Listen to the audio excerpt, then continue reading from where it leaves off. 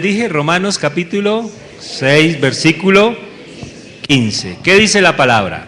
Que pues pecaremos porque no estamos bajo la ley, sino bajo la gracia, en ninguna manera. Les voy a contar algo. Estuve meditando acerca de qué enseñar esta mañana. Pues sobre todo pues teniendo en cuenta que hoy es un día misionero. Y sabe que pensé, o bueno, el Señor puso en mi mente, que hablara sobre Romanos 6, dándole como continuidad a la enseñanza que hemos comenzado los días jueves, sobre todo por esto, hermanos, porque esta porción de la cual hace parte el texto que leímos, nos enseña. Oiga, qué bueno es saber que la palabra de Dios nos enseña, ¿verdad? O que Dios nos enseña a través de su palabra. Nos enseña cómo vivir sirviendo a Dios. Claro, ese cómo vivir sirviendo a Dios, creo que también es un interrogante que nos hacemos nosotros. O sea, ¿cómo servir a Dios? El jueves estábamos hablando de la frase que se hizo famosa y que se convirtió en un eslogan de nuestro hermano, querido hermano Larsen. Lo conocen, ¿cierto? El misionero que vino en el año 1937, hace 75 años. Estamos cumpliendo 75 años. Por eso se han realizado en el país una serie de convenciones para recordar los 75 años de la iglesia en Colombia. La frase que él tenía era: salvos para servir. Para los nuevos, esto es nuevo. Para los antiguos ya lo saben. Entonces, ¿cuál era la frase del hermano? Salvos para servir. ¿Cómo vivir sirviendo a Dios? Que yo creo que si algo deseamos, eso está aquí, es servir a Dios. Es un deseo, es un anhelo, y yo diría que es una necesidad. Y yo diría que más que una necesidad, es una imperiosa necesidad. Romanos 6, que estamos estudiando, contiene dos preguntas que son las que marcan los dos temas principales que hay en Romanos 6. Las dos grandes enseñanzas que hay en Romanos 6, Pablo las comienza con una pregunta. La primera pregunta es la del versículo 1 de Romanos 6, que lo hemos estudiado. ¿Qué pues diremos? ¿Perseveraremos en el pecado para que la gracia abunde? Recuerden, lo repito otra vez, que Pablo utiliza ese método de un interlocutor imaginario, es decir, de alguien que hace la pregunta, para que a través de esa supuesta pregunta Pablo enseñara una verdad teológica. Además, hermanos, en los tiempos de Pablo habían maestros, teólogos, siempre han habido teólogos, que enseñaban a la iglesia una doctrina basada en conceptos que eran equivocados. Entonces Pablo, celoso como cualquiera y deseoso de la salud de la iglesia, él entonces a través de estos escritos orienta a los hermanos, orienta a la iglesia, les enseña y los ubica en cuál es la verdad teológica, porque hay una sola verdad. No hay dos verdades, no hay verdades a medias. Una verdad a medias, dijo alguien, es una completa mentira. Entonces, Pablo aprovecha para enseñarle estas verdades a la iglesia. Y yo creo que nosotros estamos interesados en aprender esto. Entonces, la segunda pregunta del capítulo 6, importante, que marca el otro tema, es la que leímos del versículo 15, que dice, ¿qué pues? ¿Pecaremos porque no estamos bajo la ley, sino bajo la gracia? Usted va a notar algo, que la respuesta de Pablo a ambas preguntas, la del versículo 1 y la del versículo 15, es la misma. ¿Cuál es la respuesta? En ninguna manera. Pablo es contundente, en ninguna manera. Quiere decir que los que piensen así están equivocados. Hay que decir las cosas como son. Están equivocados. Los que piensan que se puede perseverar en el pecado para que la gracia abunde, están en un error. Los que piensan que pueden pecar porque no estamos bajo la ley, sino bajo la gracia, también están en un error. Entonces, fíjese usted que estas dos preguntas que marcan dos temas principales, que están, y esto hay que decirlo, están relacionados el uno con el otro, están íntimamente relacionados. La pregunta que usted y yo nos podemos hacer es, ¿qué relación tienen estos dos temas? Bueno, para entender la relación hay que saber cuál es la esencia de cada tema. El tema principal, bueno, voy a utilizar aquí lo que está escrito en mi Biblia, ¿cierto? El subtítulo que tiene ahí su Biblia del capítulo 6 es ¿cuál? Allá dice, no, el del capítulo 6:1, muertos al pecado. Recuerden que la palabra clave de Romanos 6 es muerte, muerte, muerte. Muerte quiere decir separación. ¿Qué quiere decir muerte? Separación. Cuando una persona se muere es porque se separa el cuerpo de la parte espiritual, ¿cierto? Está muerto, se separó. Cuando nosotros nos separamos del pecado, estamos muertos al pecado. Entonces, en ese sentido es que Pablo habla de la muerte. El que está separado de Dios está también muerto, pero muerto para Dios. Y el que está separado del pecado está muerto al pecado. Entonces, el tema de Romanos 6, los primeros 14 versículos, según la Biblia, es muertos al pecado. Bueno, ya estudiamos el contenido, ¿no? De esos primeros 14 versículos. Y el versículo 15, ¿qué subtítulo tiene? Siervo de la justicia. Es decir, que mientras el uno habla de la muerte al pecado, el otro habla de servir a Dios. Entonces, fíjense esos dos temas, muertos al pecado y servir a Dios. ¿Cuál es la relación, queridos hermanos? La relación es que para servir a Dios, agradándole, escuche bien, agradándole, debemos estar muertos al pecado. Interesante, ¿cierto? Porque puede ser que alguien quiera servir a Dios, eso está bien, pero no muerto. Yo tenía un patrón, cuando yo trabajaba en construcciones, un patrón, oiga, gracias a Dios, él es ahora un hermano nuestro. Él era un arrocero por allá del Tolima que iba a construir un edificio y me llamó a mí para que le construyera, desde el diseño, cálculos y los obreros, todo. Se llama Pablo Pérez. Pablo Pérez entonces sabía que yo era creyente.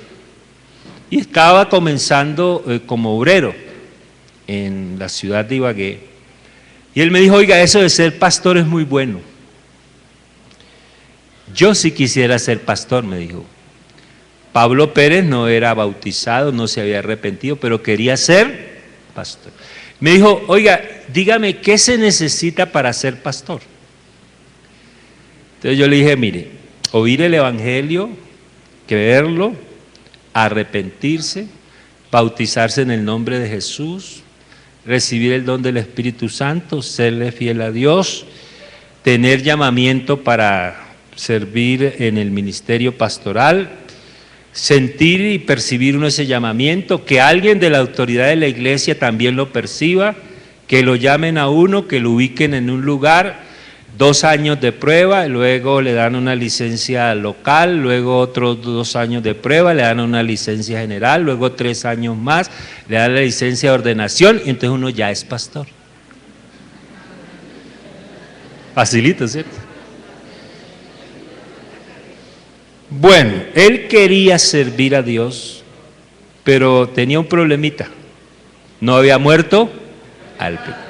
Entonces yo quiero que arranquemos de ahí. Si alguien de aquí, ¿cuántos quieren servir a Dios? No, dígame la verdad, ¿usted quiere servir a Dios? Y los que están callados, no, ellos también quieren, pues son como tímidos, ¿cierto? Pero hermano, si uno está en este lugar, de alguna manera, algún día tiene que sentir ese deseo de servir a Dios. Porque somos salvos para sentarnos en la silla. Somos salvos para servir. Entonces, creo que todos queremos servir a Dios. Entonces, tenemos que comenzar ahí. El evangelio que predicaba Pablo entonces era tergiversado, malentendido y abusado por los falsos maestros. Note usted algo, que una vez que Pablo dice en ninguna manera a ambas preguntas, él sigue con un interrogante. En el versículo 1 está la pregunta, pero en el versículo 3 está el interrogante que sigue a esa supuesta pregunta. ¿Cuál es? ¿O no sabéis que todos? Mire, hermano, vamos a leer la Biblia despacio. ¿O no sabéis que algunos? Es que yo quiero que usted note eso. ¿O no sabéis que todos los que hemos sido bautizados, ¿cuántos han sido bautizados en Cristo Jesús? Entonces, esto es para todos, ¿no? Porque todos los que hemos sido bautizados y los que van a ser bautizados, porque yo estoy seguro que aquí hay personas que van a ser bautizadas también. Todos los que hemos sido bautizados en Cristo Jesús, todos hemos sido bautizados en su muerte. Entonces, eso es bueno tenerlo en cuenta, que esto es para todos. Entonces, la pregunta es, ¿o no sabéis? Versículo 3, pero la del versículo 16 tiene algo en común. ¿Cómo dice el versículo 16? ¿No sabéis que si os sometéis? Eso. Entonces, fíjese, iglesia, que todo comienza por saber algo. Muchos de nosotros fallamos porque hay cosas que no sabemos. Pero el deber de uno como pastor es enseñarle a la iglesia, para que la iglesia sepa. Y se lo digo en términos personales, para que usted sepa. Porque una vez que usted sabe, usted ya es responsable. De pronto le dicen, ¿y qué hizo? Es que yo no sabía. Y hay muchos que no están aquí porque han pasado por alto saber estas cosas. Si usted no las sabe, usted es un creyente ignorante. Y como es ignorante, se lo llevan para cualquier parte, ¿cierto? Firme aquí y usted firma. ¿Qué firmé? La pena de muerte.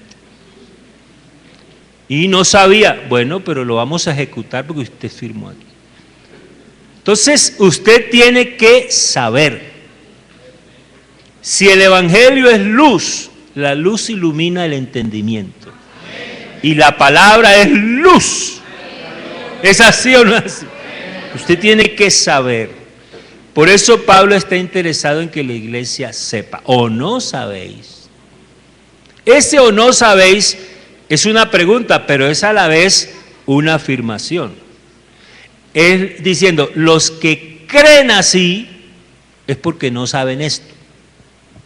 Los que creen que se puede perseverar en el pecado para que la gracia abunde, es porque no saben que todos los que hemos sido bautizados en Cristo Jesús, hemos sido bautizados en su muerte. Y los que creen que podemos pecar porque no estamos bajo la ley, sino bajo la gracia, eso lo creen es porque no saben que si nos sometemos a alguien como esclavos para obedecerle, somos esclavos de aquel a quien obedecemos, sea del pecado para muerte o sea de la obediencia para justicia. Eso hay que saberlo. Usted quiere ser un cristiano firme, ¿cierto? Usted quiere llegar a la patria celestial y quiere terminar bien esta carrera. Entonces, tenemos que empezar por saber esto. ¿Estamos de acuerdo, iglesia? Mire, entonces vamos a entrar en el detalle. Vea, fíjese usted que ese saber es parte de los 3 pasos que aprendimos en los primeros 14 versículos. Yo lo lamento por los que no vinieron el jueves. No, sinceramente.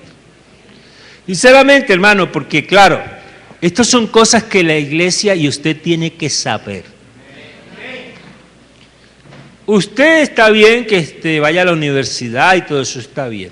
Pero hermano, hay cosas aquí importantísimas que si usted no las aprende, le quedan lagunas en su formación como cristiano. Yo creo que aquí estamos para llenar lagunas. Yo tengo algunas, pero aquí estoy aprendiendo también. Y yo espero que usted también llene esas lagunas. Entonces, ¿cuáles son los 3 pasos? ¿Cierto? El primero es ¿cuál, iglesia? Saber. Cuéntenle a los que no vinieron el jueves. Lo primero es saber. ¿Saber qué? Que cuando fuimos bautizados en Cristo Jesús, fuimos bautizados en su muerte. Eso es un hecho pasado real. No es que usted va a ser sepultado juntamente con usted ya fue sepultado juntamente ¿con quién? Con Cristo. Hermano, con Cristo.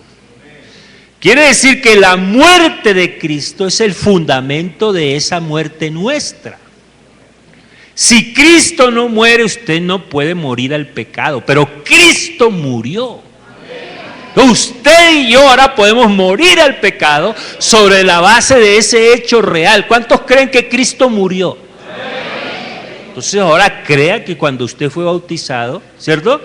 Usted fue sepultado juntamente con Él para muerte por el bautismo. Para que así como usted cree que Jesucristo murió, ¿también cree que resucitó? ¿Cuántos creen que Él resucitó? ¿Él está vivo esta mañana? ¿Él está aquí con nosotros? ¿Él vive para siempre? Sí, lo creemos. Creemos. Él vive. Entonces dice, para que así como Cristo murió y resucitó, así también, ¿quiénes? Nosotros, póngase el dedo así, nosotros andemos ¿en qué? Vida nueva. Entonces, eso es lo que hay que saber. ¿Qué es lo que hay? El segundo paso, ¿cuál es? A ver, iglesia, contémosle a los que no vinieron el jueves. Considerar. ¿Qué significa considerar? Saber eso y creerlo, y al creerlo yo me estoy apropiando de esa verdad. Porque no se trata de saber. Recuerde que el diablo se sabe la Biblia, pero no la vive. Pero aquí la vivimos. Pequeña diferencia, ¿cierto? Entonces, considerar es apropiarme de esa verdad, porque es verdad. Verdad, el día que usted dude que Cristo murió y resucitó, no hay nada. Pero aquí seguimos creyendo que Jesucristo es Dios manifestado en carne, que murió y resucitó al tercer vida, ¿cierto? Entonces yo me apropio de esa verdad. Aquí entra la fe. La fe. Recuerde que estamos estudiando Romanos y dice que la fe es de principio a fin. Y que la fe es un estilo ¿de qué? De vida. No es que usted cree en Dios para que lo sane, para que le dé trabajo, no. Usted tiene que creer en Dios las 24 horas del día. ¿O no? Estamos en la fe. Vivir en fe. La fe es un estilo de vida. Porque algunos creen en la fe es cuando necesitan algo. Hay que ponerle fe, hermano. No, la fe es un estilo de vida. El justo por la fe vivirá. Que es por fe y para fe. ¿Sí dice así la Biblia? Quiere decir que es por fe de principio a fin. El segundo paso, entonces, y el tercer paso, presentar. Digámosle a los hermanos que no vino el jueves, el tercer paso es presentar. ¿Presentar qué? Nuestros cuerpos, nuestros miembros, como vivos de entre los muertos, ¿cierto? Entonces, presentar. Fíjese que ahí ya empieza la acción. Estamos leyendo un pasaje en Juan 6, que le preguntan al Señor, oiga, ¿qué fue lo que le preguntaban al Señor en Juan 6? ¿Me ayudan? No, Juan 6. Recuerde que lo mirábamos el jueves, sí. Es correcto, muy bien. Romanos 6, ¿qué? Juan 6, 28. Este videobin hay que cambiarlo. Juan, le dijeron al Señor, escuche, ¿qué le dijeron? ¿Qué debemos hacer? ¿Para qué? Para poner en práctica las obras de Dios. Fíjense que ellos estaban interesados en lo que tenían que hacer. Pero el Señor, ¿qué les contentó? Es que el Señor es sabio. ¿Es sabio o no es sabio? Mire lo que les contestó con sabiduría. Respondió Jesús y les dijo, esta es la obra de Dios. ¿Cuál es la obra de Dios? Que creáis en el que Él ha enviado. Hay que empezar es por ahí. Usted antes de ponerse en movimiento hay que... Y uno no cree lo que no sabe. ¿Cierto? Uno cree lo que sabe. ¿O qué dice usted? Usted puede creer lo que no sabe. No. Entonces primero tengo que saber, luego creer y luego actuar. Porque nos interesa mucho actuar. Eso como el que está estudiando piano y se inscribe. Él quiere en la segunda clase ya tocar. ¿Cierto? Y como no sabe tocar, se desanima. Dice, no, esto no. No, pero tiene que estudiar gramática y todo eso, y que el do y que el re. Yo no sé de esas cosas. Pero uno quiere empezar ya, ¿cierto? No es que yo quiero tocar ya el domingo próximo, acompañar en la iglesia el coro. Un momentico, hay que saber primero, para luego actuar. Entonces, saber, segundo paso, considerar, y tercer paso, presentar. Ahí ya viene el actuar. Presentar nuestros miembros a Dios como vivos de entre los muertos. Entonces, note usted que esas tres condiciones están centrados en nuestra, repito, nuestra identificación. ¿Sabe qué es identificación? Cuando yo me identifico con algo, cuando yo comparto algo, cuando yo estoy de acuerdo con algo, ¿cierto? Me identifico con usted en su dolor, en su problema, en su situación, en su argumento, en su manera de pensar. Comparto lo que usted dice, ¿cierto? Entonces, nuestra identificación con la muerte, sepultura y resurrección de Cristo. El bautismo es la identificación con la muerte, sepultura y resurrección de Cristo. Entonces, eso sucedió en el Calvario, lo sabemos, ¿cierto? Pero en el Calvario, entonces hay que decirlo, en el Calvario es donde conocemos y entendemos la expresión máxima de la gracia. La gracia tiene su expresión máxima, ¿cierto? Porque usted dice, mire, yo no me caí al hueco por la gracia de Dios. Yo no caí en esa trampa por la gracia de Dios. Todo es por la gracia de Dios. Pero la expresión máxima de la gracia, más que no caerse al hueco, más que la encontramos en la obra de Cristo en la cruz del Calvario. Esa es la expresión máxima. O sea, donde Dios desnudó plenamente su gracia.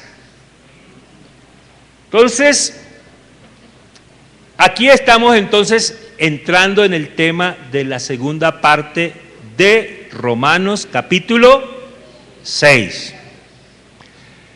Antes de entrar en el tema, Pablo hace una declaración. Estamos hablando del capítulo 6, versículo 15, ¿cierto?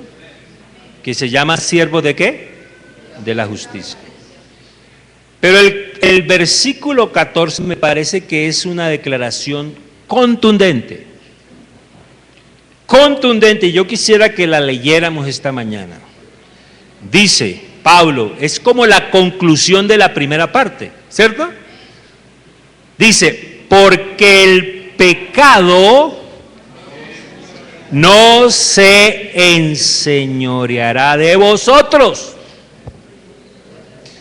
Hermano, iglesia, ¿le gusta esta declaración bíblica? El pecado no tomará señorío sobre ustedes. No lo dice el pastor, lo dice la palabra de Dios. El pecado no tomará señorío sobre usted. ¿Lo cree? Bueno, entonces hay que saberlo, hay que considerarlo y hay que presentar para que el pecado no se enseñoree de usted. El pecado no se enseñoreará de ustedes. Y Pablo dice, ¿por qué? Porque no estamos bajo la ley. Iglesia, ¿estamos bajo la ley? No, iglesia, no estamos bajo la ley. No, estamos bajo la gracia. ¿Pero la gracia de quién? De Dios. Entonces, la razón por la cual el pecado no se va a enseñorear de usted es porque usted está bajo la gracia.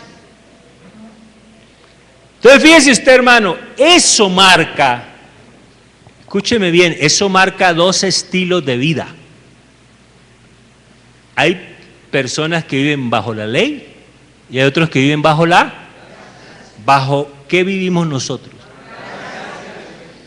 Claro, porque es que, mire, hermano, la ley, yo voy a retomar aquí una enseñanza del hermano Eliseo que tomé unas notas. Y uno tiene que tomar notas, ¿verdad? Yo tengo a veces que tomar notas porque yo soy olvidadizo. Ustedes, como tienen tan buena memoria, no toman notas. ¿Verdad que usted se acuerda que prediqué hace 8 días el domingo? Dígamelo así rapidito. Ay, estuvo muy bonito, pues no me acuerdo. Ah, ¿cierto? Las estatuas derretidas, ¿cierto? Que se convirtieron ¿en qué? y que circulaban y que tienen un valor intrínseco, ¿cierto? Uy, qué bonito, ya me estoy acordando. Entonces, hermanos, yo tomé nota de lo que decía el hermano Eliseo. Entonces decía, la ley nos acusa. La ley nos encierra en una cárcel de 10 barrotes. Él dijo 5 cosas. Dijo, la ley nos acusa. La ley nos encierra en una cárcel de 10 barrotes. ¿Cuáles serían los 10 barrotes? Los 10 mandamientos.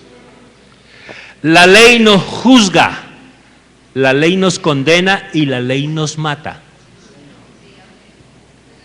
Oiga, tan buena la ley, ¿cierto?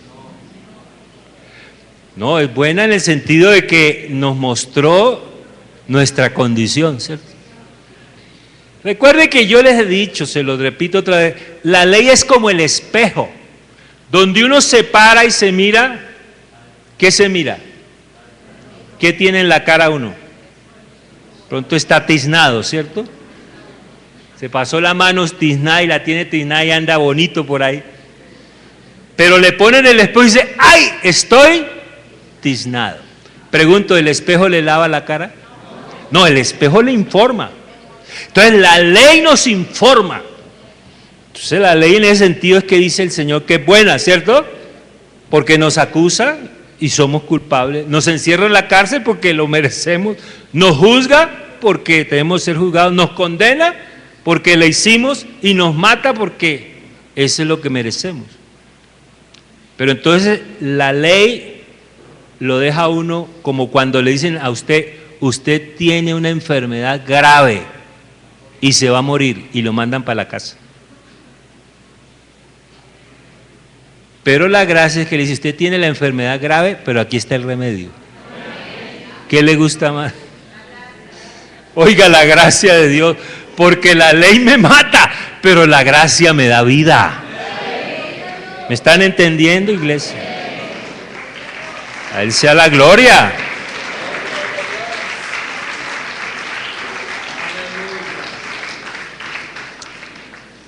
Pero la gracia nos absuelve, nos abre la puerta de la cárcel, nos declara justos y nos da vida. Ay, bendita gracia de Dios, ¿verdad? Bendita sea la gracia de mi Cristo. Yo hice unas notas, estos son personales, pensando. Mire, una nota, la ley exige, pero no capacita. La gracia capacita y después exige. Porque claro, aquí sí hay exigencias, ¿cierto? Pero primero nos capacita y luego nos exige. La ley pide para dar, la gracia da para pedir. Interesante, ¿cierto? La ley dice obedece para recibir, la gracia dice recibe para obedecer. Entonces, claro, uno a veces se confunde porque ese orden no lo tiene claro. Y como no lo tiene claro, hace las cosas al revés. Así, sencillito.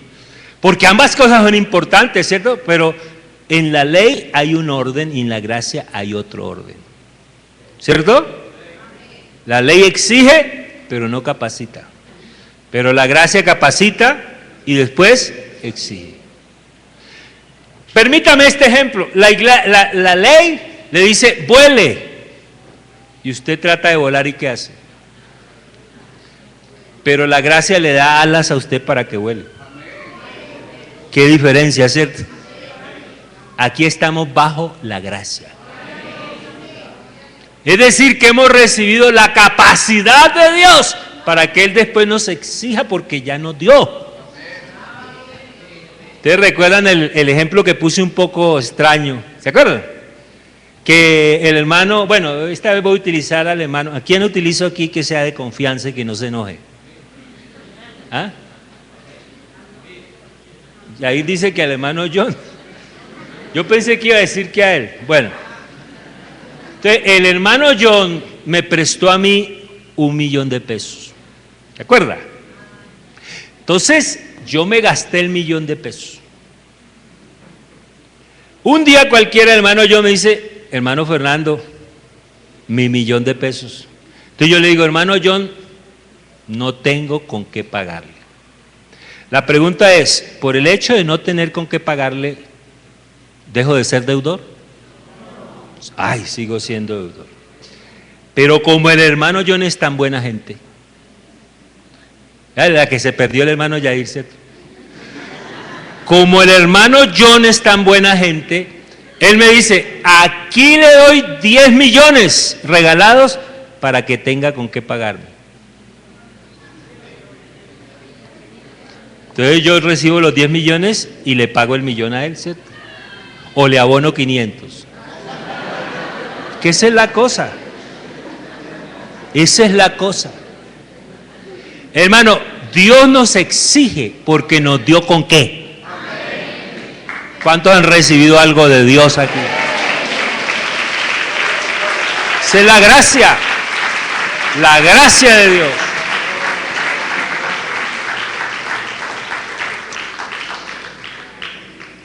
Bueno, entonces el versículo 16, esto está bueno, pero está largo. El versículo, si les quedo viendo el jueves, y si les quedo viendo el jueves, el domingo, hasta que Dios me dé salud, o que Él venga, ¿cierto?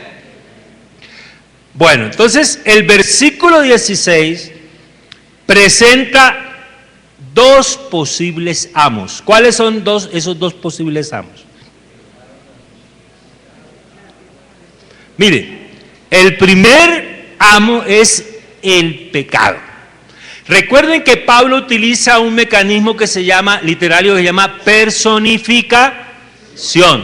O sea, darle el carácter de personas a cosas que no son personas, porque la muerte no es una persona, ¿o sí? ¿Cuál será la cédula de ciudadanía de la muerte? No tiene, ¿cierto? Pero la personifica para que nosotros entendamos. Entonces, el primer amo es la muerte. El segundo amo está Tácito.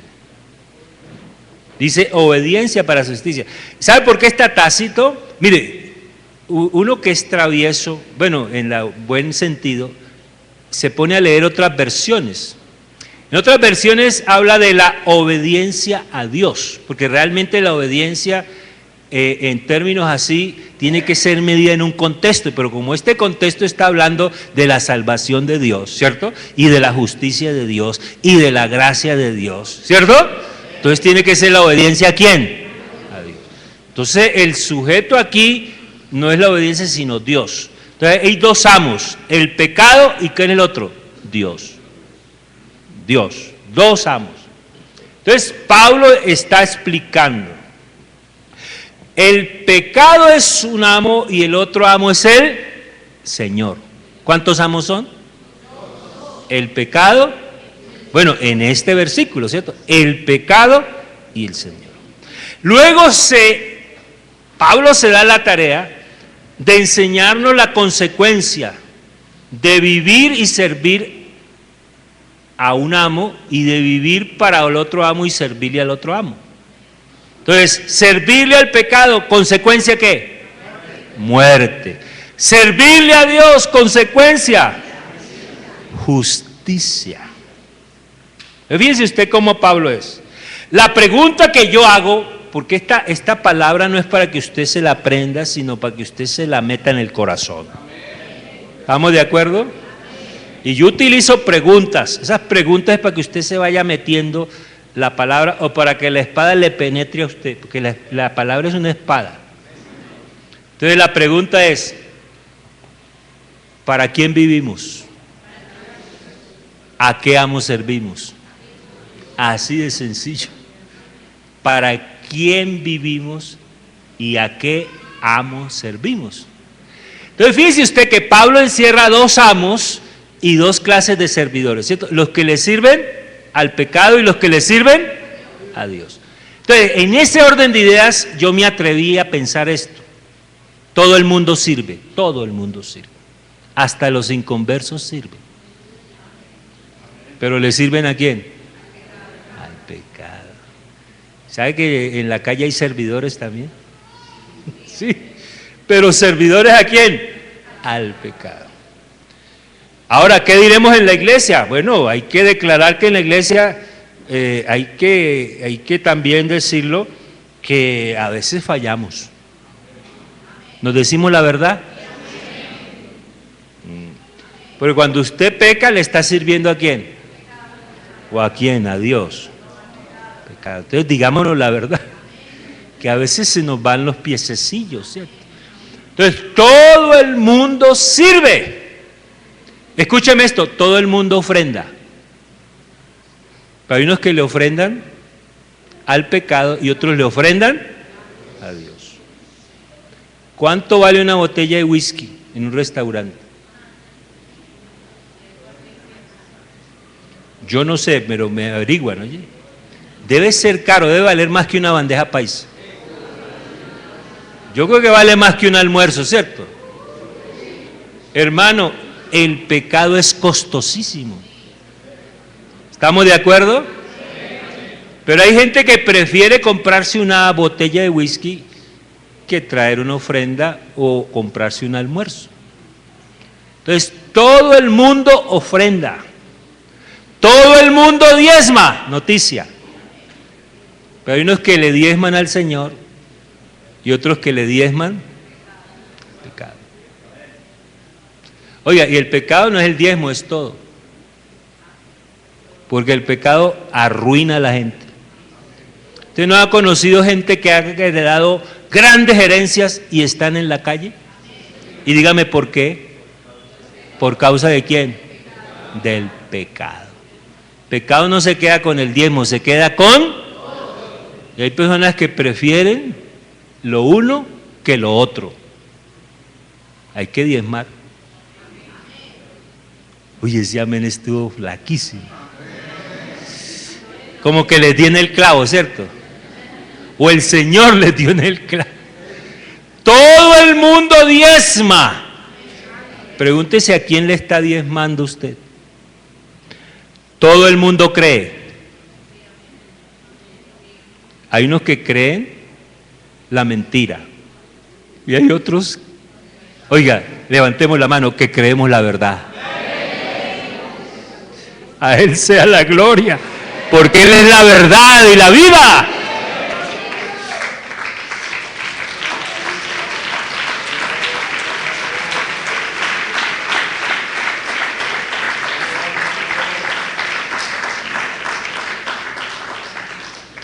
A quien el ser humano obedece, a ese le está sirviendo.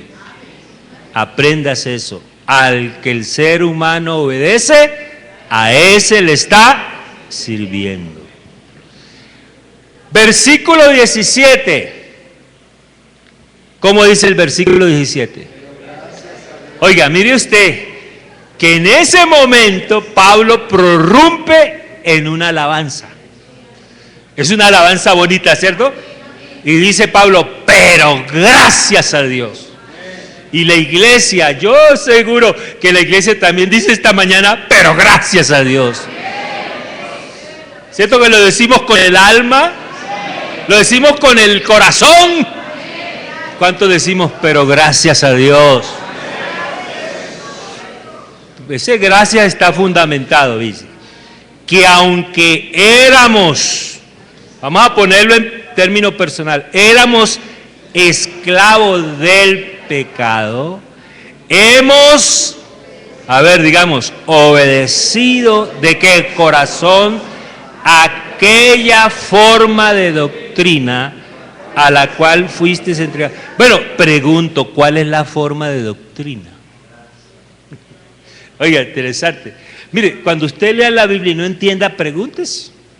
Vuélvase preguntón. Porque entre más preguntón sea usted, más aprende. Entonces los niños que están preguntando, ¿y por qué, papá? ¿Y por qué? ¿Por qué? Y usted se aburre de tanto explicarle que ellos quieren aprender. Y si usted es un creyente preguntón, los felicito. Entonces, ¿cuál es la forma de doctrina?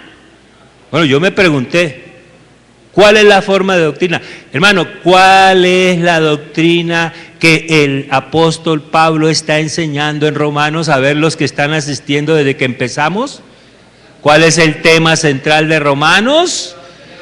No. La justificación por la fe a través del Evangelio. ¿Cierto? ¿Sí? Dice, porque no me avergüenzo, porque es poder para salvación al judío y también porque en el Evangelio se revela la manera en que Dios nos hace justos, como está escrito, mas el justo por la fe vivirá. La justificación por la fe, y esto a raíz del Evangelio. ¿Y qué es el Evangelio? Ay, hermanos, recuerden lo que aprendimos el jueves. Hay personas que se van a la casa con el regalo y el moño y no lo abren. Entonces no sabe qué hay adentro. El Evangelio es poder de Dios, sí, y es para salvación, pero ¿qué contiene ese paquete que es poderoso y que lo salva a uno? ¿Qué contiene? ¿Cuál es el contenido del Evangelio? Primera de Corintios 15, además os declaro, hermanos, el Evangelio que os he predicado, en el cual recibisteis, el cual también perseveráis y por el cual sois salvos si no creísteis en vano, porque primeramente os enseñé lo que asimismo recibí. 2 puntos. Que Cristo, nos están diciendo que es el Evangelio, que Cristo, ¿conforme a qué? ¿Y qué fue? ¿Y qué más, iglesia? Y que resucitó al tercer día. Esa es la gran noticia, la poderosa noticia que nos salva. Claro. Hermanos, predicadores, a veces predicamos el resultado del Evangelio, pero no predicamos qué es el Evangelio. Es como predicar el humo y el calor y no predicar el fuego, porque es que el fuego produce el humo y el calor, ¿cierto? Caliéntese, caliéntese, entonces la gente se calienta, eche humo, pero no, si usted está encendido, usted está caliente y echa humo. Entonces no quiero que se me caliente ni que eche humo, sino que sea un fuego. Amén. Entonces el Evangelio es eso, y hay que predicar eso, pues eso es lo que produce el resultado, que la gente deje de fumar, que deje de emborracharse, que deje de mentir, que le sea fiel a la esposa, que sea buen empleado. Todo eso es resultado de tener aquí a Cristo en el corazón. ¿Cuántos lo tienen? Den una alabanza al Señor Jesús.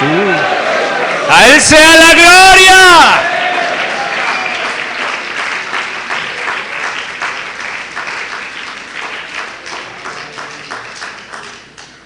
Entonces, la forma de doctrina es esa. Y fíjese usted que la forma de doctrina, que es todo el tema de Romanos, aquí en el capítulo 6 es como que le pone los pies en la tierra, porque dice, bueno, y nosotros, por el Evangelio que es la muerte, sepultura y resurrección de Cristo, al ser bautizados nos hemos identificado con Él en su muerte, en su sepultura, en su resurrección, y por esa razón, como lo sabemos, ¿cierto?, como lo consideramos y como presentamos nuestras vidas como vivos entre los muertos, entonces claro, esa forma de doctrina ya no es una información teórica, sino es una vivencia. Amén. Esa es la forma de doctrina, la doctrina que se hace vida en usted y en mí. Alabanzas al Señor. A Él sea la gloria. Fíjese usted que el versículo 18 presenta nuestro presente, porque eso de que fuimos bautizados, que fuimos crucificados, que hemos muerto al pecado, está en el pasado, ¿cierto? Pero es una vivencia que tiene que proyectarse en el tiempo, porque recuerden ustedes que la obra de Dios y la obra de la salvación se conjuga ¿en qué? Ya se les olvidó. En gerundio.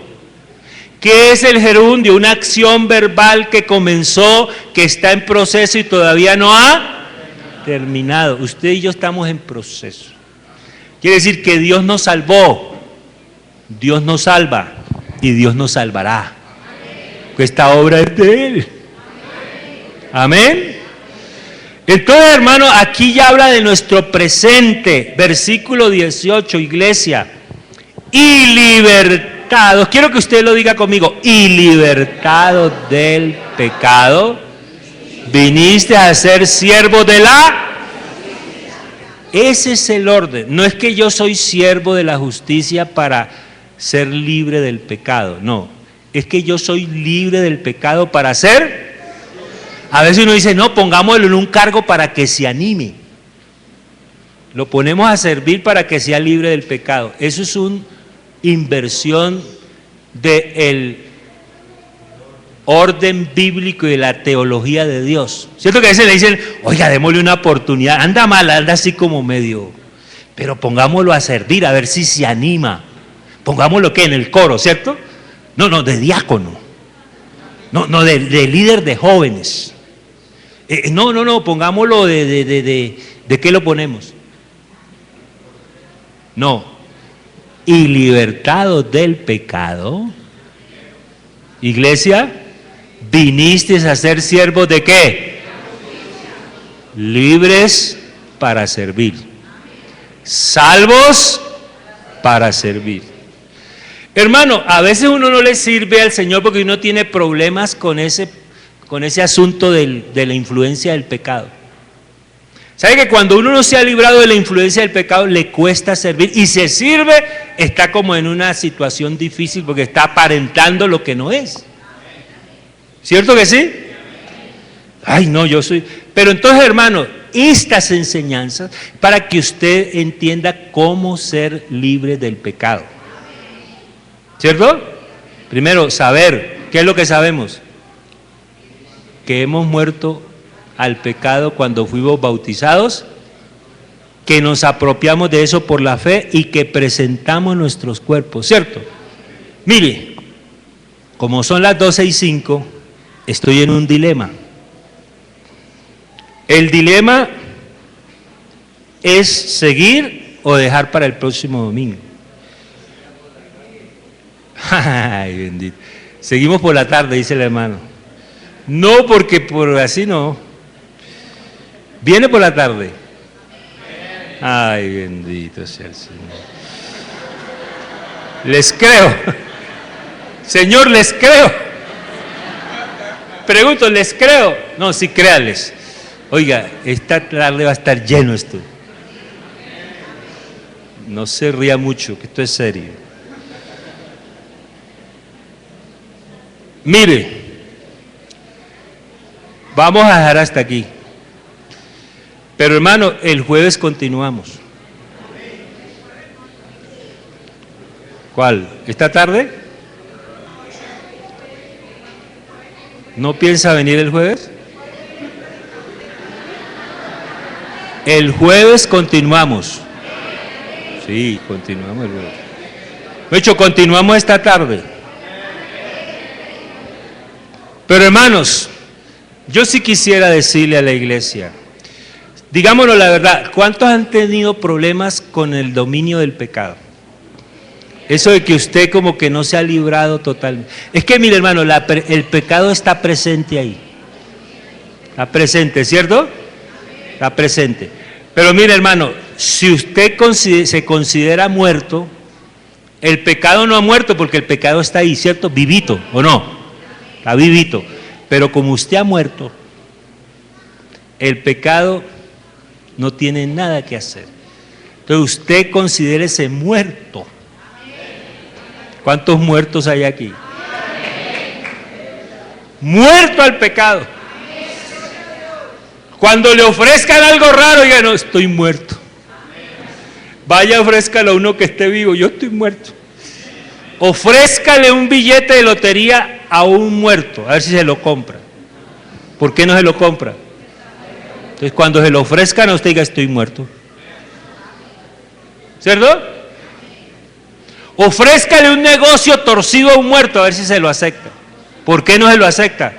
Entonces cuando se lo ofrezcan a usted diga, estoy muerto. Presenten una rubia, 90, 60, 90, ojos verdes a un muerto para que la conquiste siendo casado. ¿Qué hace el muerto? ¿Por qué? Cuando le presenten la rubia de ojos verdes, 90, 60, 90, diga, estoy muerto. ¿Cuántos están muertos esta mañana? Hemos muerto juntamente con Cristo. Cristo murió y yo he muerto con Él, iglesia.